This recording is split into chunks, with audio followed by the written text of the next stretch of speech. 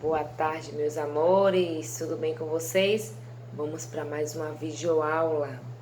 Hoje, português, geografia, história e artes, né? Essas 4 matérias que formam o primeiro bloco de assuntos dessa semana, certo? Vamos lá. Português, estamos trabalhando com o quê?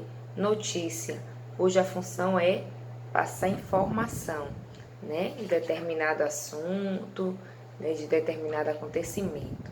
Pode ser encontrado em jornais escritos, revistas, jornais orais, certo? Vamos lá. Hoje, nosso assunto de português, vamos entrar um pouquinho em gramática. Mas é uma gramática que é uma revisão.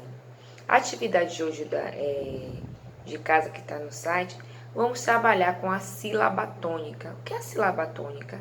É aquela sílaba mais forte de uma palavra. E ela pode ser o quê?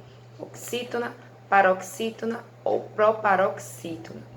Oxítona, sílaba forte na última. Paroxítona, antepenúltima. E a proparoxítona, a antepenúltima. Certo, meus amores? Super fácil. Mas como é que vocês conseguem descobrir, né, a sílaba forte da palavra fazendo a separação da sílaba? Então, atividade de hoje. A pró-pergunta sobre a questão da a sílaba tônica é a última sílaba. Ela é o quê? Oxítona, paroxítona, proparoxítona. A pró-pede que vocês façam a separação da sílaba, né? E verifico. Por exemplo, café. Eu falo café. O fé, né? Não é a palavra, né? A sílaba que vocês falam com mais intensidade. Então, café. O fé é a última sílaba. Então, o café é uma palavra que oxítona, certo? Se eu falo paletó, o tó é o que eu pronunciei com mais intensidade, é a última sílaba também, né? Médico, médico, 3 sílabas, e aí a mé é a sílaba mais forte. E aí vocês vão me dizer se elas são oxítonas, paroxítonas ou proparoxítonas. Esse assunto é um assunto super fácil, né? É um assunto que é trabalhado no 4º, no 3º ano. Então, agora a gente só vai estar dando uma revisada, certo? Esse assunto está no nosso módulo,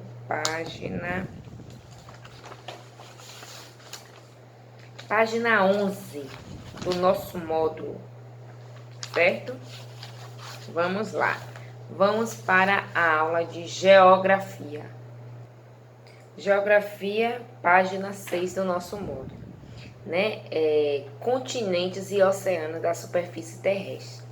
É muito importante estar com o módulo na mão, né? Porque através desse mapinha aqui, né, dos continentes, vocês conseguem responder. Quem não tem módulo, tenta ou imprimir da internet esse mapinha, ou quem tem um atlas em casa, um atlas geográfico, consegue responder a atividade de hoje. Vamos lá.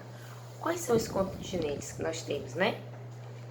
Nós temos América, nós temos a Europa, nós temos a Ásia, nós temos a África, nós temos a Oceania e nós temos a Antártica.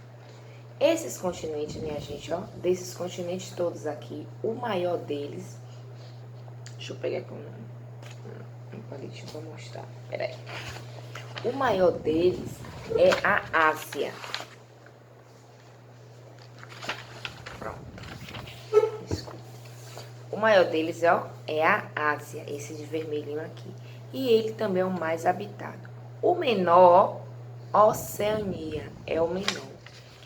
O Antártida, minha gente, ó, é esse daqui bem embaixo, que a gente fala que é o gelado, né? Então, ainda não tem habitantes fixos, certo? Vamos lá. Esses continentes, eles são banhados por um mar, por os oceanos, né? Essa parte azul aqui, ó, tudo é oceano. E aí a gente tem o Oceano Pacífico, o Atlântico, nós temos o Índico, Glacial Ártico. Então, esses são os oceanos. Como é Uma das perguntas que a Pro coloca, que a gente vai fazer, a gente quer saber qual oceano, né, banha determinados continentes. E para isso a gente vai ter que estar com esse mapinha na mão. Se a gente for perceber, ó, aqui é o continente americano, é América, né? O Brasil tá aqui embaixo, ó, na América do Sul, certo? Aqui é a América Central e aqui é a América do Norte. E aí a gente olha, ó, Oceano Pacífico, tá banhando ele, o Oceano Atlântico tá banhando, e aqui a gente pode dizer que um pedacinho do glacial Antártico ele tá banhando. Se a gente for para a Europa, aqui também em cima, ó, é o glacial. Aí a Europa tem esse, a gente pode dizer que o Atlântico também. A África a gente pode dizer que é o Atlântico, ó, e o Índico. A Ásia, ó, o Índico e o Pacífico. A Oceania, a gente também pode falar que é o Índico e o Pacífico, certo, meus amores? Sobre continentes, isso aí, simples, simples, simples. Então, a gente precisa estar, né, com o mapinha na mão para estar intensificando melhor. Mas no Zoom, a gente vai estar direitinho com o mapinha para vocês perceberem melhor, certo? O mapa mundi. Vamos lá para nosso assunto de história. Nosso assunto de história, trabalhamos fontes históricas, né? Fechamos o assunto de fontes históricas. Hoje a gente vai falar um pouquinho sobre um processo de como as pessoas se localizavam com relação ao tempo, né? Como é que as pessoas marcavam o tempo?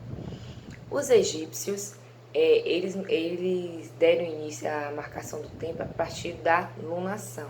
O que a lunação já está dizendo? Lua é um processo, o processo de lunação é um processo em que a lua nova, ao encontro, né, da lua, e aí dura 29 dias. Quais são as fases da lua, minha gente? Super, ó, que assunto fácil. Para vocês saberem na ordem, vamos lá. Tem a lua cheia, né? E aí a lua cheia, ela mingua e ela cresce. Mas aí a gente bota lua nova, aí a lua nova é aquela fininha. Ela vai crescendo, quarto crescente. Aí ela fica cheia, não é isso? Pronto, depois que ela fica cheia, ela vai descendo, quarto minguante. Então, se vocês falarem pela ordem, vocês conseguem falar as fases da lua certinho, certo? Esse processo de mudança, né, dura em torno de 7 a 8 dias, certo?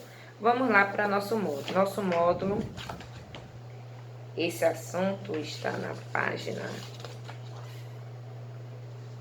Vamos lá, página 10 do nosso módulo. A página 10 do nosso módulo. Então, o processo de lunação é o processo em que as luas novas, elas se equilibram, certo? Os egípcios foram os primeiros. E aí o assunto de hoje, ó, a atividade, ó, explica o que significa a lunação, qual povo marcava a passagem do tempo, cite as fases da lua, quanto tempo de da fase da lua. Existem alguns instrumentos que podemos utilizar para marcar o tempo. Nós temos vários relógio, nós temos o calendário. Tem o povo ainda que utiliza o sol, né? Se vocês perceberem, quando vocês estiverem assim na rua, né? Meio-dia, o sol tá em cima da gente, assim, quase que a gente não tem sombra, não é isso? Então, meio-dia tá em cima da gente, então a gente já sabe que ele é meio-dia. Então, muitas pessoas se baseiam nesse horário. Aí, às vezes, fala, ixi, o sol está muito quente, já deve ser meio-dia. Né? Isso, então, é um processo também de marcação do tempo. Certo? Vamos lá para artes. Nosso assunto de artes sobre museu. Né? Alguém sabe me dizer o que é um museu? Alguém já ouviu falar essa frase?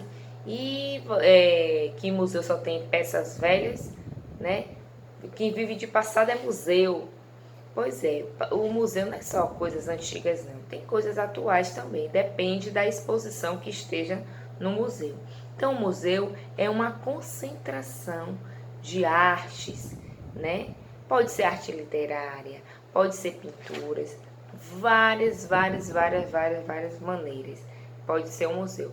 O museu pode abrigar coisas antigas? Sim. pode ter fósseis, restos de animais, essas coisas? Pode sim. Mas o museu também pode ser um museu de artes e pintura, né, que é mais voltado para quadro, mas pode ser um museu de vestimentas. Tudo isso é museu. E existe várias pessoas que trabalham no museu. Existe o curador, que é aquele responsável em trazer a obra de arte. Existe o restaurador e existe o monitor. Inclusive a Pro já foi monitora do Museu de Arte Moderna da Bahia. E vocês, conhecem algum museu de Salvador? Vamos intensificar esse assunto no Zoom, certo? Um beijo, fique com Deus e até amanhã.